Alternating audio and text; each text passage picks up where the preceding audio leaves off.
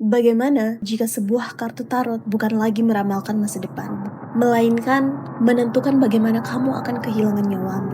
Awalnya, semua hanya terlihat seperti permainan biasa. Namun, setelah satu persatu ramalan mulai menjadi kenyataan, mereka sadar bahwa takdir yang telah dibacakan tidak bisa dihindari. Berikut pembahasan film tarot tahun 2024.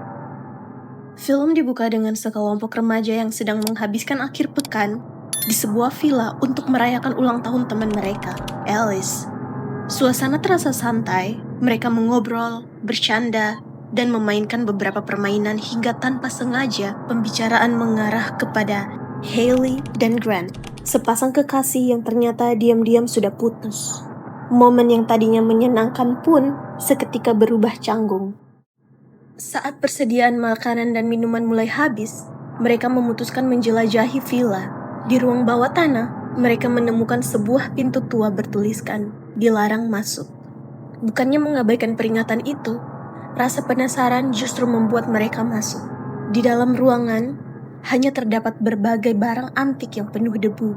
Sampai akhirnya, Paxton menemukan sebuah kotak berisi kartu tarot tua yang tampak sangat berbeda dari kartu tarot biasa.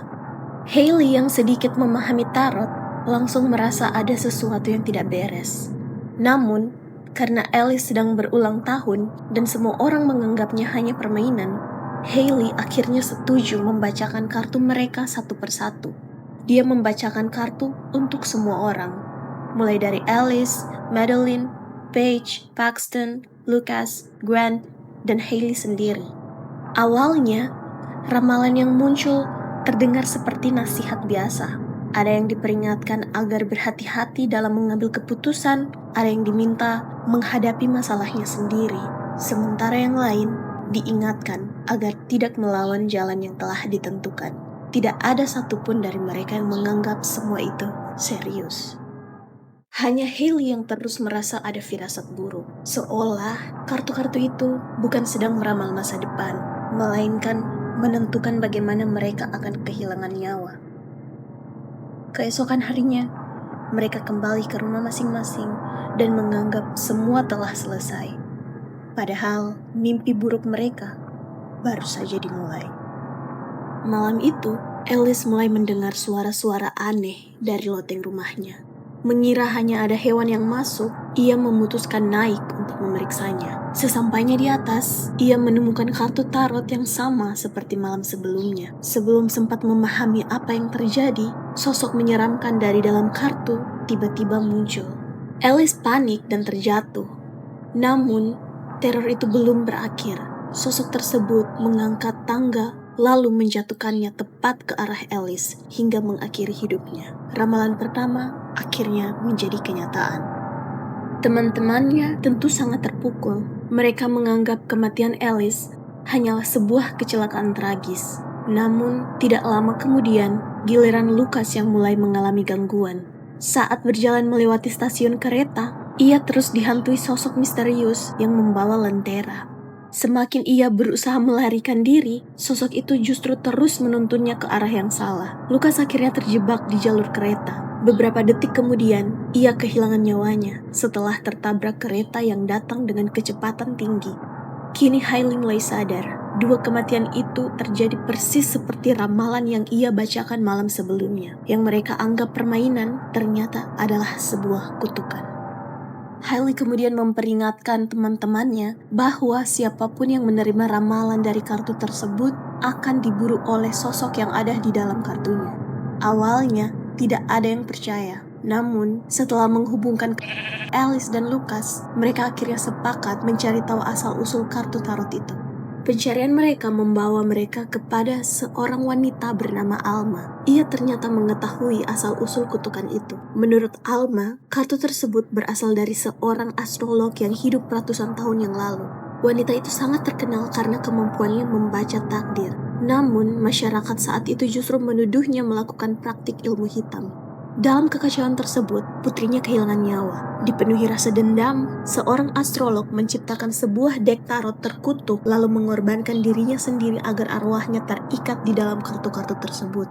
Sejak saat itu, siapapun yang dibacakan menggunakan kartu itu akan menerima takdir sesuai kartu yang mereka peroleh. Alma juga mengungkapkan bahwa dirinya pernah mengalami kutukan yang sama. Ia berhasil selamat hanya karena tidak pernah membacakan kartunya sendiri. Sebelum mereka pergi, Alma memberi satu harapan. Kutukan itu mungkin bisa dihentikan jika seluruh kartu tarot tersebut dihancurkan.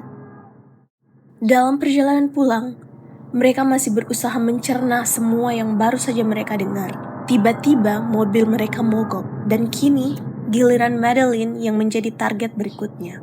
Ia terus diingatkan oleh Hailey agar tidak lari dalam masalah, sama seperti isi ramalannya. Namun, rasa panik membuat Madeline justru berlari. Sosok The Hangman berhasil menangkapnya dan mengakhiri hidupnya. Kini, tidak ada lagi yang meragukan kutukan tersebut. Merasa semuanya sudah terlambat, Paxton memutuskan meninggalkan teman-temannya dan pulang sendirian. Keputusan yang ternyata sama buruknya dengan isi ramalan kartunya sendiri. Sesampainya di apartemen, ia mulai dihantui sosok badut menyeramkan. Karena panik, ia berlindung di lift sempit yang justru diperingatkan oleh kartunya. Hingga akhirnya...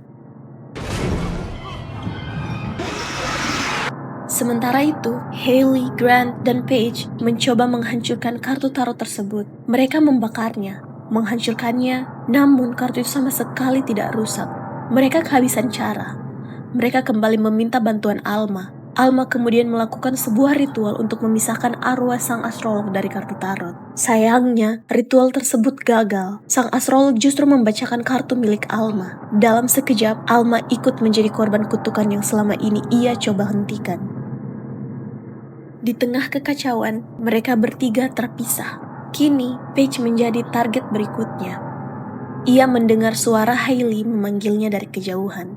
Tanpa berpikir panjang, ia langsung mengikuti suara tersebut. Namun, beberapa saat kemudian, ia sadar. Suara itu bukan berasal dari Hailey, melainkan dari makhluk yang selama ini mengincarnya. Paige akhirnya kehilangan nyawanya setelah tertipu oleh ilusi sang magician. Kini, hanya tersisa Hailey dan Grant. Dalam keputusasaan, Hailey akhirnya menyadari sesuatu. Jika semua korban menerima takdir melalui kartu tarot, lalu mengapa sang astrolog tidak? Hailey kemudian mengambil kartu terakhir dan memutuskan membacakan takdir untuk sang astrolog. Namun, sebelum ritual itu selesai, Grant kembali diserang oleh sosok dari kartunya. Grant akhirnya memilih menghadapi makhluk tersebut secara langsung. Keputusan itu justru sesuai dengan ramalan yang diterima sejak awal. Ia berhasil melawan rasa takutnya dan menyelamatkan Hailey. Di saat yang sama, Hailey berhasil menyelesaikan pembacaan kartu. Takdir sang astrolog akhirnya terbaca, dan untuk pertama kalinya, kutukan itu berbalik kepada penciptanya sendiri. Arwah sang astrolog akhirnya musnah bersama seluruh kutukan yang ia ciptakan.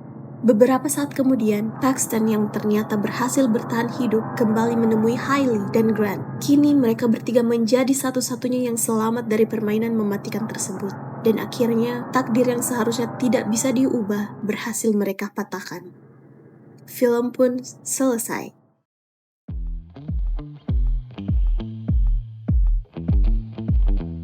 Film ini menunjukkan bagaimana rasa takut terhadap masa depan bisa menjadi sesuatu yang sangat berbahaya. Sejak awal, setiap karakter sebenarnya sudah diberi peringatan melalui kartu yang mereka dapatkan.